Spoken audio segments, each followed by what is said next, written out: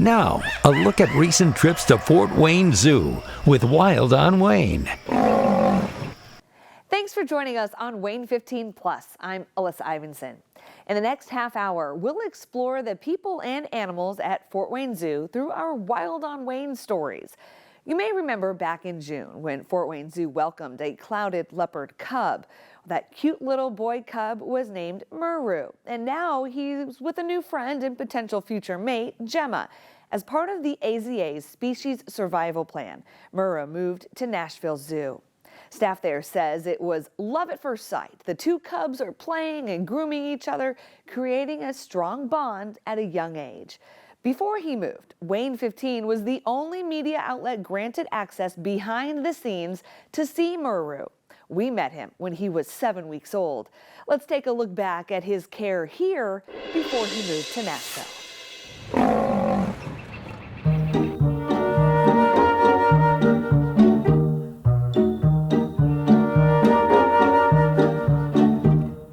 With his blue eyes and little mews, the clouded leopard cub at Fort Wayne Zoo certainly is adorable. He'll continue to change in color. There's some subtle differences though between all of the clouded leopards. Definitely unique spot patterns and whisker patterns. The male cub was born June 22nd to mom Rory and dad Sanji. This is the couple's second successful cub. Unfortunately, their wild counterpart is decreasing in numbers, which is why it's so special that we have one at our zoo. Clouded leopards are found in Southeast Asia and are considered vulnerable, with less than 10,000 left in the wild. Rory and Sanji are part of the Species Survival Plan, a network of breeding plans within zoos across the country. This particular species has been difficult to maintain in zoos. They're very elusive and they tend to be stressed during motherhood, and so there's been a lot of cub mortality, and for that reason the SSP has recommended that we hand rear. Wild on WANE got exclusive access to see the cub with the zoo's Director of Animal Health and Conservation, Dr. Cami Alvarado. First, we suited up. We use PPE, especially with things like newborns, where we want to protect them from disease, but it can also work in the opposite direction. It protects us as well. From covering our mouths to our shoes, we were ready for the cub's next feeding. We are transitioning from just formula, and it actually has some turkey baby food in it. So as we stair-step towards some weaning for him, he'll start to get used to some solids. And what you wouldn't even think is sometimes you gotta burp the babies. Huh, kiddo. And mom would kind of carry a cub in this direction, right around those shoulders. And so he actually kind of calms down and is real comfortable with that type of hold. The SSP has recommended protocols for hand-rearing clouded leopard cubs, and at the beginning, it's similar to a human baby, with constant feedings, monitoring their potty breaks, and helping them explore their new world. He does enjoy his stuffed animals. When he was even younger, to give him something to cuddle up against, and now it's becoming more of a social toy, something to play with until we can get him a sibling type situation where he might socialize even more. Now, other institutions in the Species Survival Program at other zoos have had cubs this year, which is amazing because their numbers are declining, and it's a difficult species to breed in zoos. So we're hoping that maybe he will be able to be paired up with another cub at another institution, and they can continue to grow and play together more appropriately than he would with just us. Zoo staff is careful to not play with the cubs themselves and use a stuffed animal or blanket instead. We want to make sure that he is able to play and pounce and do all of his natural behaviors, but do those with things that aren't people. There's natural elements too that will grow along with him. The clouded leopards in the wild are very arboreal, so they do live up in the trees, and so as he grows, he's going to want to climb more and more. As he gets bigger and bigger, some of these perches or these logs are going to get bigger and taller, so that we can make sure that he's getting all of the climbing skills he needs to and strengthens all of his muscles. Clouded leopards have these nice long tails, and that's going to continue to grow for all of his balance and his climbing skills. As the curious cub explores, pouncing and climbing, he's learning and growing, all while also ensuring his species will continue for years to come. Ideally, when he moves on, he would immediately be paired with his future mate. So they would sort of grow up together. They would learn to like each other from an early stage, and that would give them better breeding success in the future as well. Definitely an incredible experience to look into his little eyes. Rory and Sanji's first cub was born in March 2022. Raja now lives at the zoo in Fort Worth, Texas. The clouded leopard cub was not the only zoo baby this year. Wild on Wane's introduced you to the baby Schmitz monkey, but these next babies might be pretty easy to spot. 7 pea chicks are running around the zoo. They're growing fast and looking more and more like adults all the time. Wild on Wayne learned about them earlier this summer.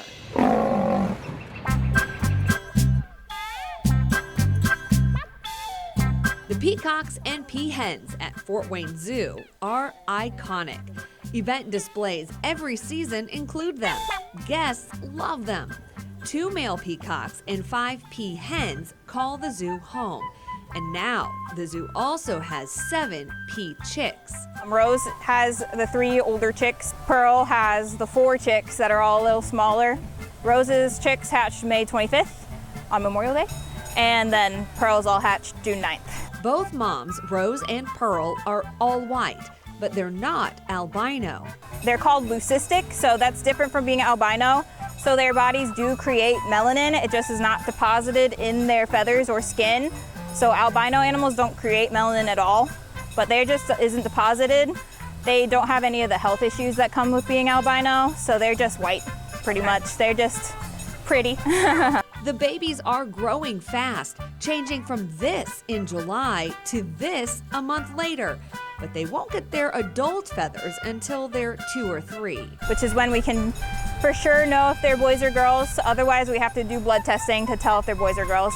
We can kind of guess based on their characteristics once they're about 2 months old, but it's not a guarantee. The pea chicks can be found walking around with their moms, not dad. The chicks are free range, just like the adults. Mom takes care of them unless something happens that the chick needs some extra help or something like that. Typically, mom does all of the work. Dad is not involved. Dad has no idea what's going on with it. So Cecil is the dad of all of our chicks this year. The peafowl family growing by a generation. Rose, who is one of the moms now, was a chick 4 years ago, the last time the zoo had pea chicks. She was the only little white chick that was following around her mom, Janet. The other new mom this year, Pearl, is Rose's niece. Like Janet was her grandma, but she was Rose's mom. Okay. But Rose is younger than Pearl. I don't know. The peafowl get a diet of chopped veggies and fruits, mealworms, and hard-boiled eggs. They love more than anything else is egg yolks. I don't know why, it's delicious. I like them too. While they do roam free, guests need to resist the urge to share their French fries. Even though they're like little seagulls at this point, just want to come up and steal from you, you still have to hold back. Let us feed them their healthy diet. We also want to give them their space. They may enter your bubble. In that case, if you just want to take some steps back, you want to just let them have their space. The peafowl usually hang out around Central Zoo, and as the chicks keep growing, they'll be easier and easier to spot. It's too early to know if the pea chicks will stay at the zoo when they grow up or if some will go to other zoos. The baby boom at the zoo continues with a wattled crane chick. She was born at the end of August and is also growing very fast. Last year, Wild on Wayne introduced you to the parents, and now we bring you the newest family addition, Sunny.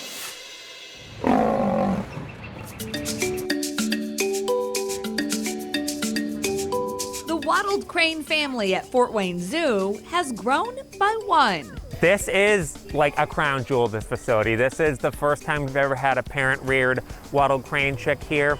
Mom starling was brought to the zoo in 2023 as part of the species survival plan.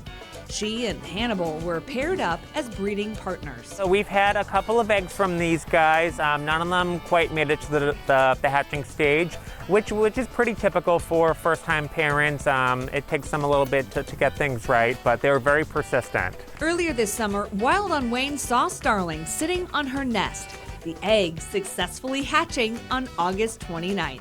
Hannibal and Starling actually set the record for wattled cranes in North America for the latest hatch. Typically, this species, their breeding season is October to June, and this chick was hatched on the 29th of August, so nearly September. Her entrance to the world earned her the name Sunny. After baby hatched from the egg, it was actually on its back for a little bit, a little longer than we would have liked to see, but we had to intervene, so we were able to take baby to our vet hospital. We did about a 2-hour period of observation and just medical checks, and then we were able to return it to parents without issue. So Sunny for sunny side up, kind of how we found the baby. Wattled cranes are monogamous, and both mom and dad will help raise their chick. But usually you'll see Dad Hannibal patrolling and keeping watch, while Mom Starling helps Sunny eat. Starling, here. And you'll see she'll hold it for baby. Yeah. What a good mama! Oh yeah, she's very attentive. But we have caught baby sleeping under Hannibal a couple of times. So he is also a very cuddly dad at times. They're the only crane species that only has 1 egg per clutch, and they invest a little bit longer in the care of the offspring. So this baby, we expect that it will stay with them at least 6 to 8 months, so it gets that proper social development, potentially up to 10 months. And Sunny is growing fast. From this when she was born at the end of August, already to this in just a month. We are catching the baby up for weights and just a physical check every 2 weeks. I did the growth pattern out between the last 2 weeks, and she grew something like 274%. The rapid growth will slow down. Sunny will start getting adult feathers around 4 months and will look like a grown adult around 18 months. But she won't be of reproductive age until around 5. Median life expectancy is a little under 20 years. So that's about half of all birds in this species that are expected to live to that point. However, longevity-wise, this species has been known to live to almost 59. In the wild in Africa, wattled cranes are considered vulnerable, facing a high risk of extinction, which makes Sunny's arrival an important part of making sure this crane species is around for years to come. Male and female wattled cranes look alike, so the zoo had to do a blood test to find out that Sunny is a girl. You can learn even more about this species in our Wild on WANE with Starling and Hannibal from last year right now on the Wild on WANE page on WANE.com. A new face joined the Veld in Fort Wayne Zoo's African Journey this year. A Bontebok made his debut over the summer. Wild on WANE got to learn more about the species as we meet Norman.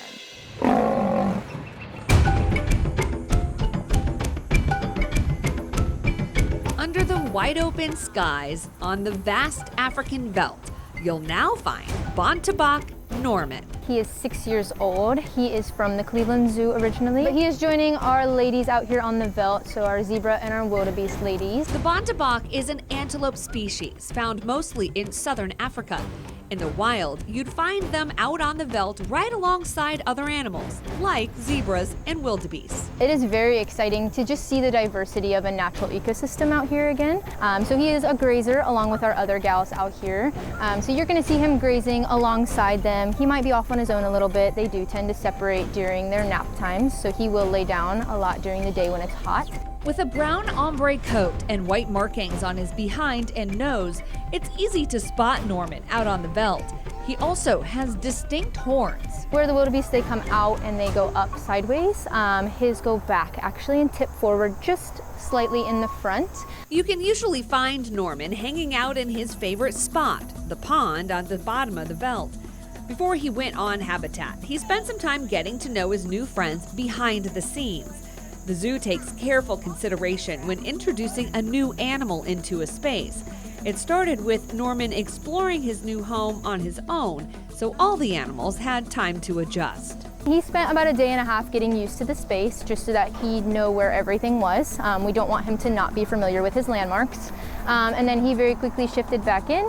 We shifted the girls out, and then he was allowed to join them. We did not want him to have them released onto him. We wanted to give him that space to set the pace. We really wanted to give him the choice to do that. Basically, that just looked like feeding the girls off to the side a little bit, allowing him to come out, and then they were able to make visual contact with him at that point. And so it did go very well. They did want to see him immediately. He was a little less excited about them being too close to him, so he did let them know. And then after about 5 minutes, they all separated back into their groupings. And we saw him come over to the small pond that he loves. And he was actually scent marking. So what that looks like is he was on his front legs, he was horning the ground, so he's gonna be kind of just doing this on the ground. And he's marking his scent glands, which are housed under his eye, onto the ground to let them know, hey, this is where I'm staying, this is where I'm at, I'm here, this is what I smell like. Which is all very positive behaviors. And then he laid down and took a nap, along with everybody else. And so very positive interaction all around. Bontebok in the wild are not endangered now, but at one point they were almost extinct. Back in the 1900s, early 1900s, they were one of the high game species that a lot of people would go on game hunts for. And so they really cracked down on that, and they brought them back from the brink of extinction, which was about 17 to 30 individuals. They brought them completely back, and they're now at a near threatened level, so they're no longer endangered or near extinction, so quite the opposite, which is very phenomenal for them. So on your next trip to the zoo, be sure to walk through the African journey and pay a visit to its newest resident. Some popular birds are back at Fort Wayne Zoo. They're in a popular Australian kids song, and you can see two of them up close in the Australian adventure. They might not be sitting in an old gum tree, but the kookaburras here do laugh.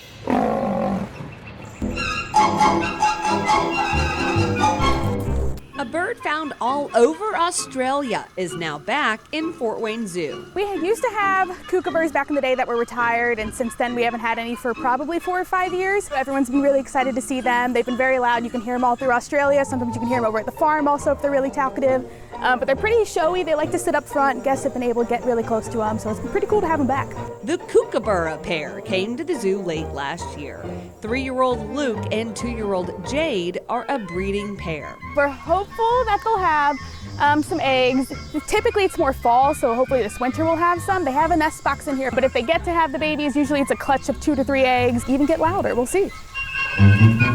They're known as laughing kookaburras. They have a whole wide range, but the typical one, it sounds like they're laughing. They're mostly talking to other kookaburras just to say, this is my area, please get away. Dusk and dawn is when they're the noisiest. They like to call when it's getting darker and lighter, but you'll hear them throughout the day. Typically when they're fed is when they get super loud and you'll hear them singing around. But yes, they're very, very noisy birds. While they're famous for their laughing sound, the way they eat is no joke. They are a member of the kingfisher family, which we have belted kingfishers, I'm pretty sure, in Indiana flying around that are much smaller. Unlike most kingfishers, they're not primarily fish, but they will still dive in the water opportunistically and catch fish. But they'll get snakes, they'll get mice, rats, birds. They usually grab things while they're live and then will beat them. It's a natural behavior for them to smack them and stun them and then swallow them whole for the most part. But they are not picky. They'll eat pretty much everything that you throw at them. At the zoo, they mostly get mice, insects, and chicks. Their favorites are their chicks and their bugs. They really like hunting for crickets down on the ground. While Jade and Luke were quiet for our cameras, as they fly around from branch to branch, you can imagine them acting like king of the bush in Australia. Yeah, they're very brave, very social.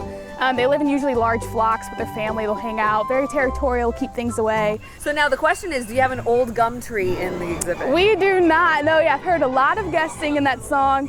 We don't have any. The kookaburras sit here and listen to everyone singing it around. We do not have any gum trees for them. Maybe one day, that'd be pretty cool. The kookaburra song is still under copyright laws. That's why we couldn't use it in this story. It was written in 1932 by a woman who was involved with Girl Guides in Australia. It became a popular campfire song and was added to Boy and Girl Scouts handbooks in the U.S., which is why many Americans, at least those of us who are old enough, also know that song. Well, you could argue some of the silliest animals at Fort Wayne Zoo are the North American river otters. Not only are they cute, they can do a lot of tricks, and that comes from a lot of training. In this next Wild on Wayne, we go to a training session to see the work that goes into encouraging the natural behaviors.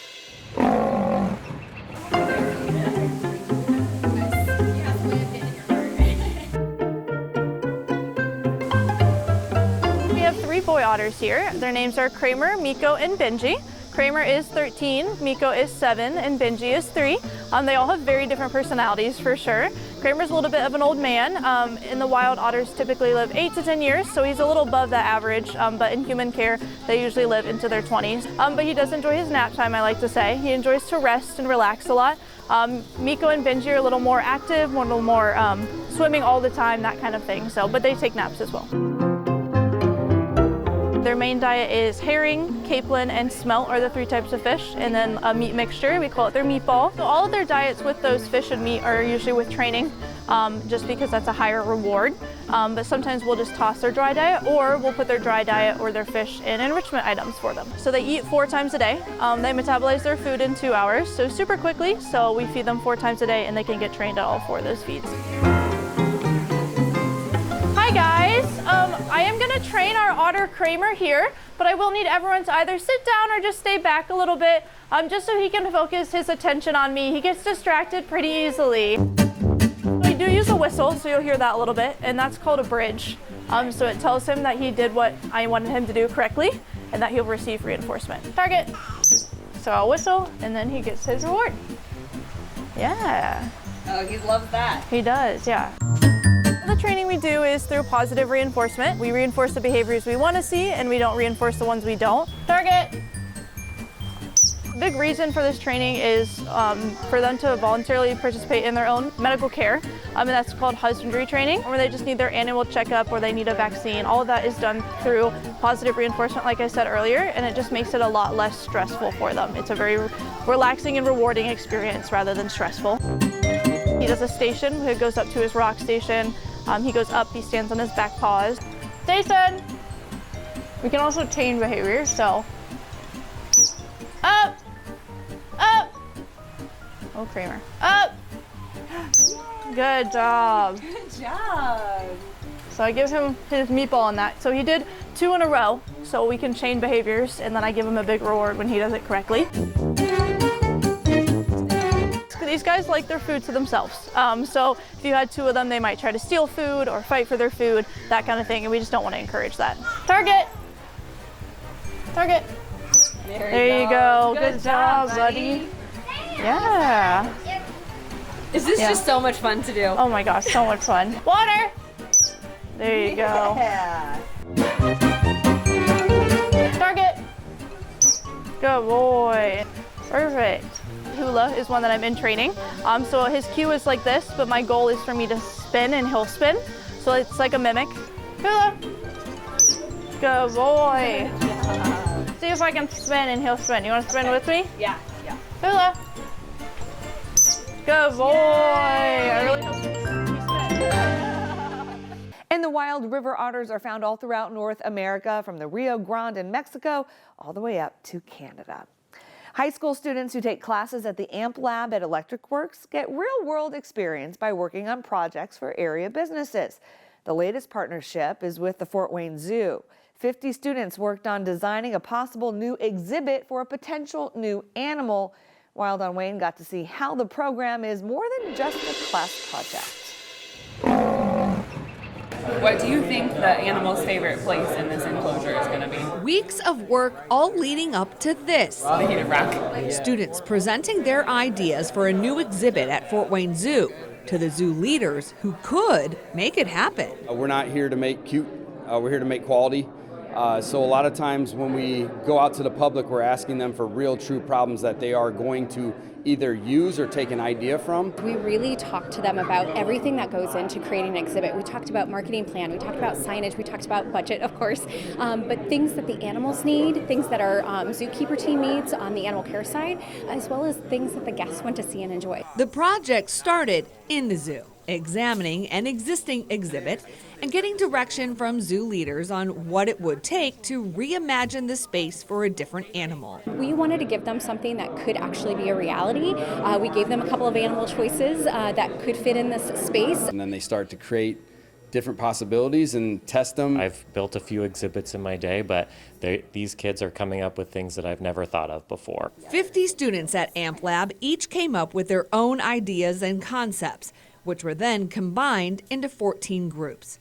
Every 2 weeks, the students showed the zoo their progress, got feedback, and made revisions. Looks like this is built out a little bit more. Yes. So inside here, can we see it? Is it Absolutely. open or like? Oh yeah. Yeah, wow. So you've got a keeper access door on that side, it looks like. Did you look into any sort of what we would plant on top, or how this would be a first for us, so it'd be really cool. I was thinking some kind of peat moss or moss is really good for that drainage. I absolutely love doing this, like doing something that I feel like really matters and I feel like provides some betterment to our community. It wasn't just coming up with solutions to meet animal needs. The students had to make sure it was feasible to build. One of the goals at AMP Lab is to make sure the kids understand financial insight, and the zoo gave them a budget to start and said if your fencing is this much, if you have to bring an excavator in and dig up the earth, this is what it would cost.